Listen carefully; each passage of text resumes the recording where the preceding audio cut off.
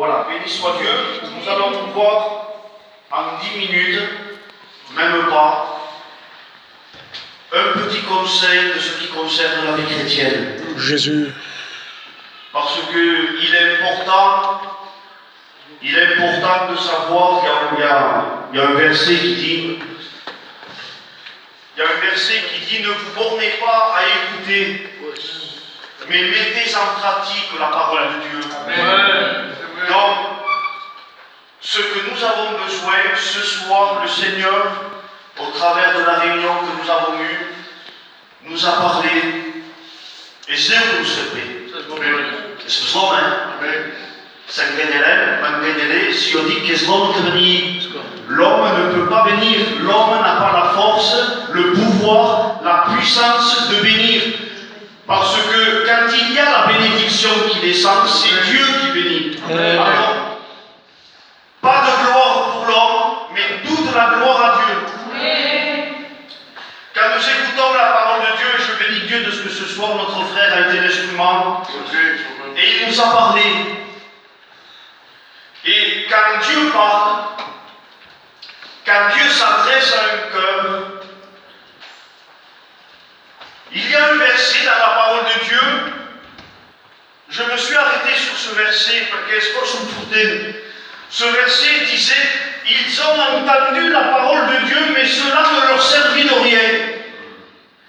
Donc quand j'ai lu ce verset, je me suis dit: mais Seigneur, ta parole est puissante, ta parole est créatrice, ta parole nu când existe pas, tu o dius pe la tua parole, il a tous existe.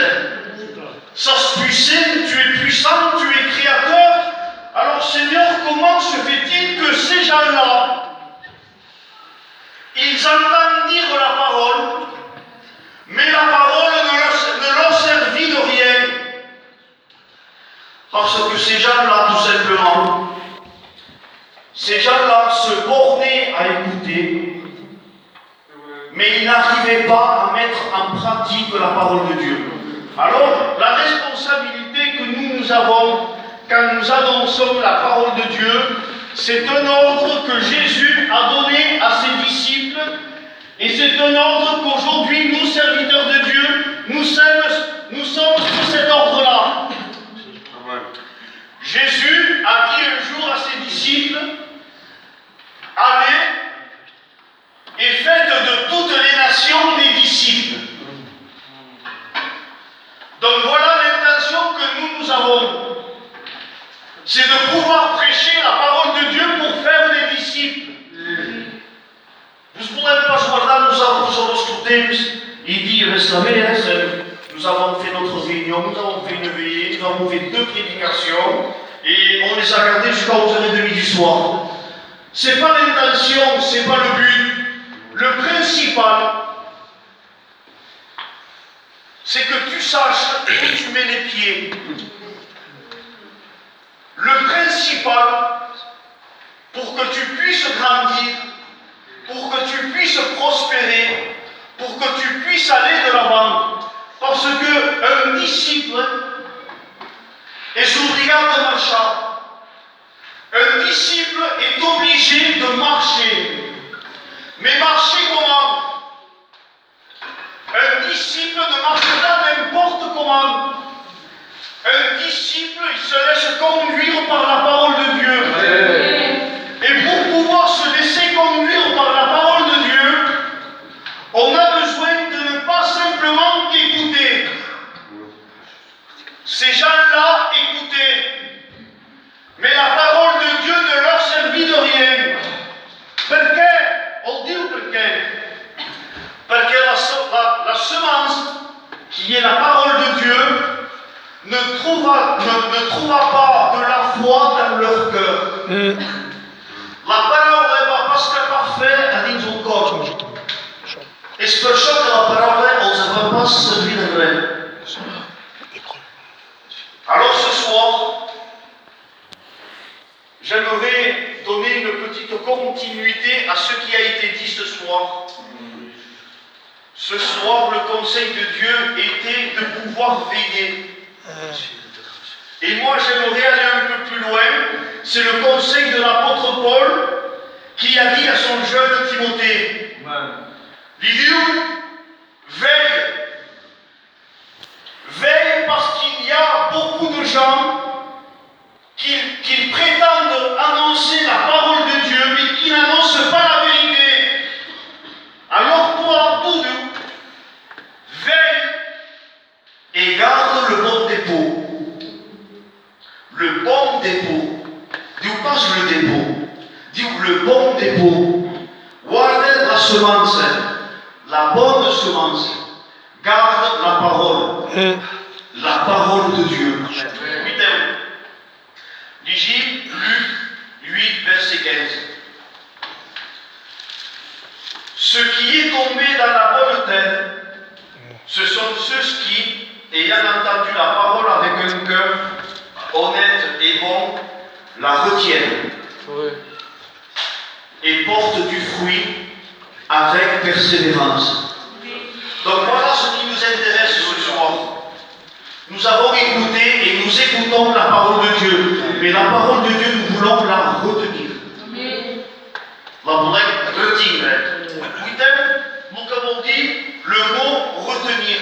Le mot retenir veut dire la garder, la conserver, la graffer.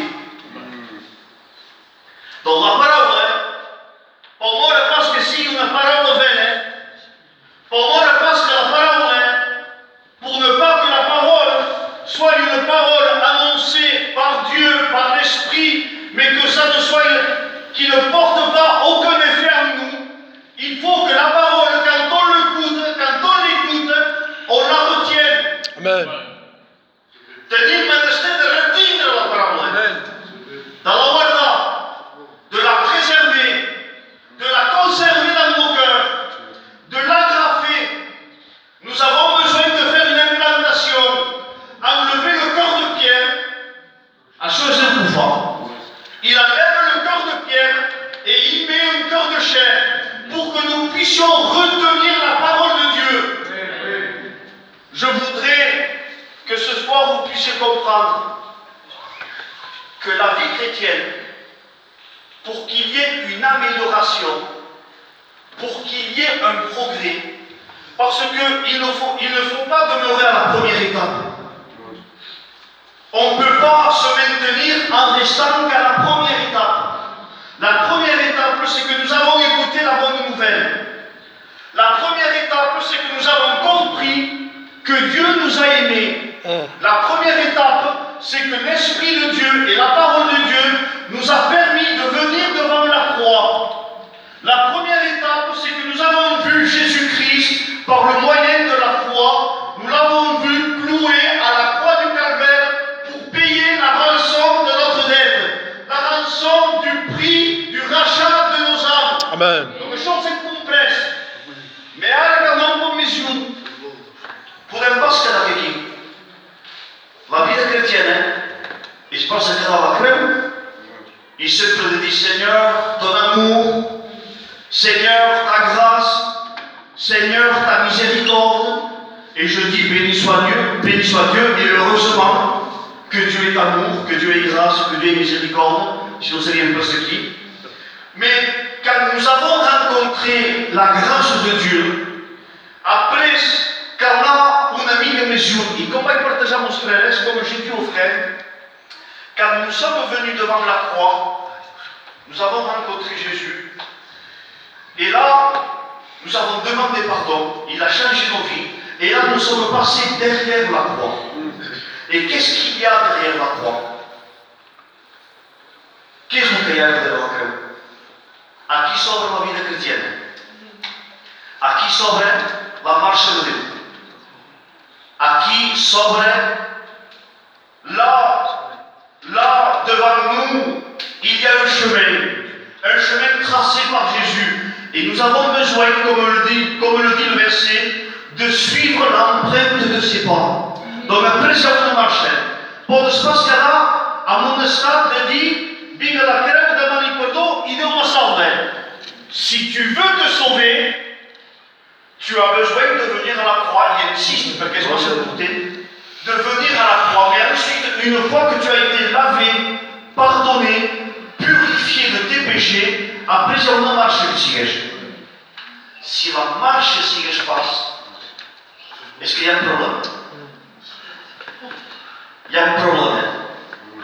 Quand la marche sigues passe à redere, après je vais écouter la parole de Dieu, après je vais donner la nostra vie à Dieu. Uitez-vous que le verset. Ceux qui la retiennent et portent du fruit. Donc après, ce qui est passé à redere la crème, ce qui s'est passé après la crème, ce qui s'est passé après avoir fait cette rencontre avec Jésus, après il y a une communion, il y a une intimité, il y a une marche. Il faut voir le choc, pour voir que cresci. Pour que cela, ça puisse se réaliser dans nos vies. Il faut retenir la parole de Dieu. Il ne faut pas se borner à écouter, mais il faut demander l'aide de Dieu pour dire au Seigneur, quand tu me parles, je veux mettre en pratique. Quand tu me dis quelque chose, Seigneur, eh bien, je veux le faire. Pourquoi? Parce que je suis devenu un disciple. Et comme on a dit avec les frères, moi auparavant, quand je ne connaissais pas Dieu, j'étais un disciple et mon maître c'était le monde. Mais quand je me suis converti, j'ai changé de maître. Je suis devenu un disciple de Christ, un disciple de Jésus. Donc là, je suis sous les ordonnances de Jésus. Et être sous les ordonnances de Jésus, être disciple de Christ, c'est regarder ce livre, lire la parole de Dieu, écouter la parole de Dieu, recevoir la parole de Dieu, mais la retenir dans notre cœur. Amen. Pour qu'elle puisse produire du fruit. Nous avons besoin de produire du fruit. Donc, la retenir pour porter du fruit avec persévérance. Nous avons besoin de persévérer. Parce que parfois, et vous le savez comme moi, on est dans la réunion, et on est béni. Mais quand on sort de la réunion, les quelques minutes qui suivent, on est béni. Les quelques heures qui passent, on dirait que la bénédiction est en train de partir.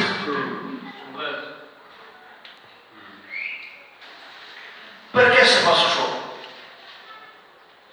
Pourquoi on est béni dans la maison de Dieu et on n'est pas béni au dehors?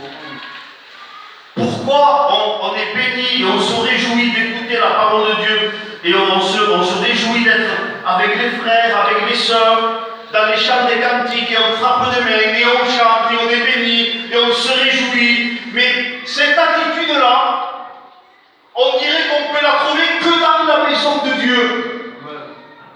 Mais moi je dis non. On ne peut pas se réjouir de la parole de Dieu, de sa présence, que dans sa maison. Il faut qu'il y ait une continuité. Il faut que la bénédiction, on l'amène jusqu'à dans notre maison. Il faut que la bénédiction, on la vive et on la porte en soi-même. Amen. Donc, que signiamo contrat, que signiamo la contrat, que signiamo la fausse peste, quel que soit l'endroit où on se trouve, il faut que la bénédiction de Dieu demeure en nous. Amen. Et pour que la bénédiction demeure en nous, nous avons besoin de retenir la parole de Dieu. Nous avons besoin de garder la parole de Dieu. On l'écoute et on la garde quand on est dans l'église, mais quand c'est la forêt, quand on est au dehors, eh bien on veut la garder, on veut la préserver, on veut la maintenir, et on veut qu'elle grandisse en nous. On veut que la parole de Dieu grandisse en nous. Jean le Baptiste avait tout compris. Il va dire, il faut qu'il grandisse, en parlant de Jésus. Il faut qu'il grandisse pour que moi je diminue. Si on chrétienne, par nos propres capacités, on va se décourager, on n'aura pas les forces, et à qui se nous soutient, et à qui le tout. Mais si on laisse Jésus grandir en nous, si on laisse la parole de Dieu grandir en nous, alors là, c'est une force. À qui c'est une force? Comment faire pour vaincre le péché? Comment faire pour vaincre les ruses du diable? Comment faire pour supporter tout ce que nous sommes en train de vivre? Supporter quand il y a problème, supporter quand il y a des difficultés, supporter quand il y a la maladie. Comment faire pour supporter quand il y a les ruses, les flèches enflammées de l'ennemi? Comment faire pour supporter, pour renoncer, pour dire non, et pour pouvoir se comporter comme un chrétien doit se comporter? Comment faire, Seigneur? Eh bien, j'ai besoin de laisser grandir la parole de Dieu en moi. C'est le seul moyen. C'est le seul moyen de laisser grandir la parole de Dieu en moi pour que je sois fort au jour de la tentation, pour que je sois fort au jour de l'épreuve, pour que je sois fort devant le problème, pour que je sache me comporter. Que si la situation que se dresse devant moi, pour moi que io se vidimo comporta, la parole de Dieu. J'ai besoin de la retenir pour pouvoir porter du fruit avec persévérance. Et ce mot persévérance est sfruttato par la vie chrétienne. La retenir, la vie chrétienne, et on le fait et le faire avec persévérance. Regardez ce que veut dire le mot persévérance. Le mot persévérance veut dire continuer, persister, rester attaché, insister, se maintenir, demeurer. Voilà ce que veut dire le mot persévérance. Donc si j'ai été persévérant, aujourd'hui je veux continuer à être persévérant. Et demain je veux continuer à pouvoir demeurer, à être persévérant. Persévérant dans quoi? Persévérant dans la foi. Il y a un verset, si on gravit. Voilà. Acte 14, verset 22. Fortifiant l'esprit des disciples, les exhortant à persévérer dans la foi.